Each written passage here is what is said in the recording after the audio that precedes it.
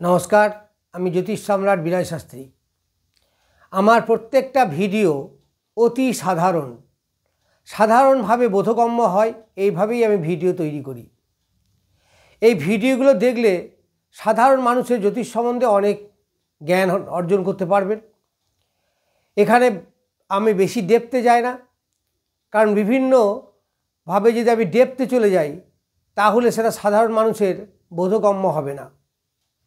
এমনিতেই সাধারণ মানুষের অনেকেই ভয় আছে যে জ্যোতিষ কাছে যাওয়া মানেই কবচ তাবিজ পড়া, পাথর পড়া, অনেক টাকার ব্যাপার। কিন্তু আমি বলি না, কখনোই তা নয়। জ্যোতিষের কাছে গিয়ে আপনি আপনার পথটা কিভাবে চলা উচিত সেটা জানুন, তার কথাগুলো বিশ্বাস করুন, কি কি সমস্যা আপনার ছকে আছে সেগুলো দেখে একটু সাবধানতা অবলম্বন করুন। এই গাইডগুলো যদি আপনি নেন তাহলে আমার মনে হয় পাথর, কবচ, তাবিজ ইত্যাদি ছাড়াই আপনার চলার পথ অনেক সুগম হবে। যাই হোক, এই নিয়ে আমি বিস্তারিত বলছি না। আমার আজকের আলোচ্য বিষয়, জ্যোতিষ থেকে আমি বিচার করব আমাদের শরীর কেমন যাবে। দেখুন, জ্যোতিষে 12টা ঘর, 9টা গ্রহ আমরা সবাই জানি। এর মধ্যে গ্রহগুলোকে দুটো ভাগে ভাগ করা হয়েছে, কিছু শুভ গ্রহ আছে, কিছু অশুভ গ্রহ আছে। কিন্তু আমি যদি আমার শরীরটা বিচার করতে চাই, আমার শরীর কেমন যাবে, তাহলে আমি বিচার করব প্রথম ভাব থেকে, অর্থাৎ লগ্ন ভাব থেকে। প্রত্যেকটা ঘরের যেমন একটা করে মালিক বা লর্ড আছে, তেমনি লগ্ন ভাবেরও একটা লর্ড আছে।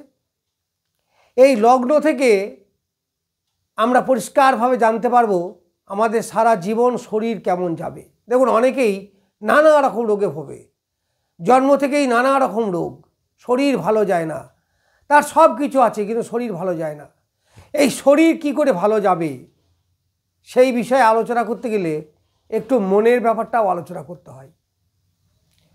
আমাদের জ্যোতিষশাস্ত্রের লগ্ন ভাব থেকে আমরা শরীর বিচার করি।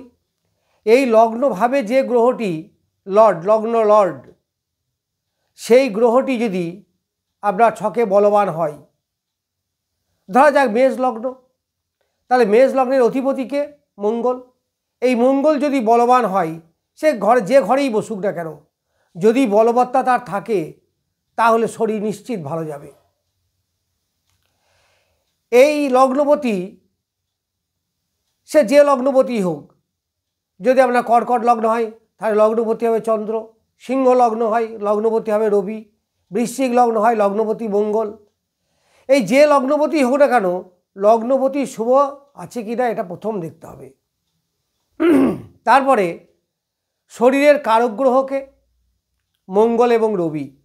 রবি আমাদের হার্টকে নির্দেশ করে, রবি হচ্ছে আত্মা। সুতরাং রবি যদি শরীরে ভালো থাকে, ছকে ভালো থাকে, তাহলে আমাদের শরীর ভালো যাবে। যদি কেন্দ্রকোণে রবি বসে তাহলে আমাদের শরীর ভালো যাবে। মঙ্গল আমাদের শরীরের বা বডি স্ট্রাকচারের কারক গ্রহ। যদি মঙ্গল আপনার ছকে ভালো থাকে তাহলে আপনার শরীর হবে শক্ত, সুঠাম শরীর, বলা যেতে পারে মোটামুটি নিরোগ শরীর। এই মঙ্গল এবং রবির ভূমিকা আমাদের শরীরের ব্যাপারে ভীষণভাবে দায়ী, কারণ রক্তকে কন্ট্রোল করে রবি, অবশ্য কিছুটা চন্দ্রও। আর হার্ট, বুক, শরীর, সুঠাম শরীর, শরীরের গঠন, নিরোগ শরীর, এইগুলি নির্দেশ করে রবি। সুতরাং ছকে আমাদের প্রথমেই দেখতে হবে যে রবি এবং মঙ্গল কেমন আছে, সে যে লগ্নই হোক না কেন, কারণ এরা আমাদের শরীরকে কন্ট্রোল করে। এই রবি এবং মঙ্গল ছাড়া চতুর্থ ভাবকেও দেখতে হবে, কারণ চতুর্থ ভাব থেকে আমরা মনের বিচার করি, আর মনের বিচার করার যে গ্রহটা দরকার সেটা হচ্ছে চন্দ্র। এই চন্দ্র যদি বলবান হয় এবং চতুর্থ ভাব যদি আপনার বলবান হয়, তাহলে আপনার উদ্বিগ্নতা, টেনশন, অ্যাংজাইটি এগুলো থাকবে না।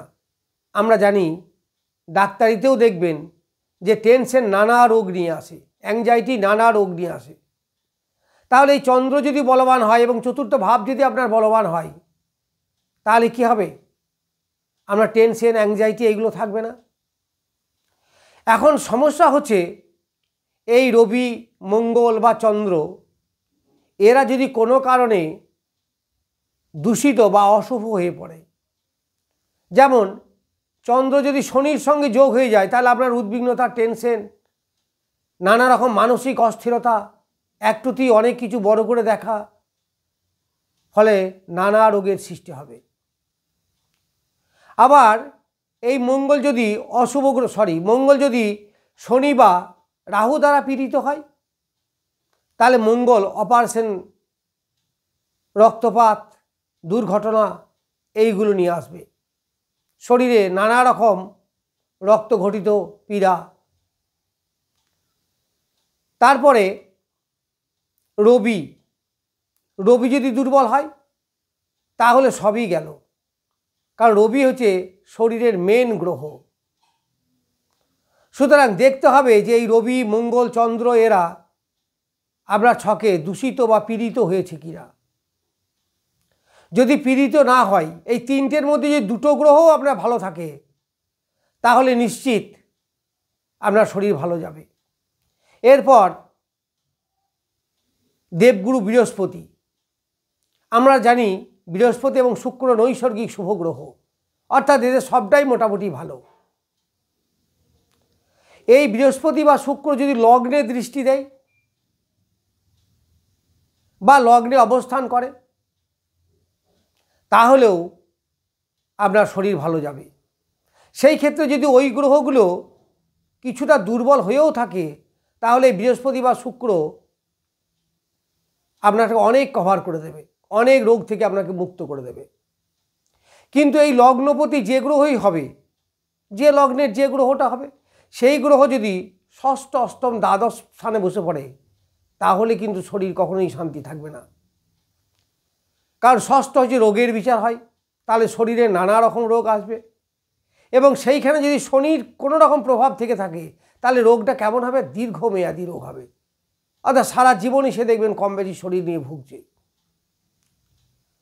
কিন্তু অন্য গ্রহগুলো যদি পীড়িত করে, তাহলে সাময়িক কালের জন্য আপনার রোগ হবে, আবার সেরে যাবে, হয়তো আবার রোগ হবে, আবার সেরে যাবে, এরকম। কিন্তু শনি দীর্ঘমেয়াদী রোগ দেয়। এই শনি যদি লগ্নে দৃষ্টি দেয়, তাহলে দেখবেন অলসতা, বিরক্তি, শরীরে অস্বস্তি বোধ, জয়েন্ট পেন, হাঁটু ব্যথা, কনুই ব্যথা, এইরকম নানা রকম সমস্যার সৃষ্টি করবে। অর্থাৎ নার্ভ আর হাড়কে কন্ট্রোল করে এই শনি। সুতরাং ছকে যদি শনি দুর্বল হয়, তাহলে হাড় এবং নার্ভের, দাঁতের সমস্যা আপনার নিয়ে আসবে। সেটা গেল রোগের কথা। কিন্তু মূলত রবি, মঙ্গল এবং চন্দ্র যদি ভালো হয়, এবং তাদের মধ্যে যদি বৃহস্পতি বা শুক্রের প্রভাব থাকে, তাহলে বলতে পারেন কম বেশি আপনি সারা জীবনই শরীর নিয়ে সুস্থ থাকবেন। সুতরাং শরীরের ব্যাপারে কারা যত্ন নেয়? অনেকে দেখেন জিম করে, অনেকে ব্যায়াম করে, অনেকে কন্টিনিউ হাঁটাহাঁটি করে, মর্নিং ওয়াক করে। এই যে শরীরের যত্ন নেওয়া, অনেকে খেলাধুলো করে। এই যত্ন তারাই নিতে পারে যাদের মঙ্গল, রবি ভালো, তারা দেখবেন শরীরের যত্ন নেয়। অনেকে দেখবেন ব্যায়াম ট্যায়াম করা, খেলাধুলো করা, নানা রকমভাবে। আর এই রবি, মঙ্গল যদি দ্বাদশে, অষ্টমে বসে পড়ে, তাহলে দেখবেন শরীরের প্রতি তাদের কেয়ার থাকে না।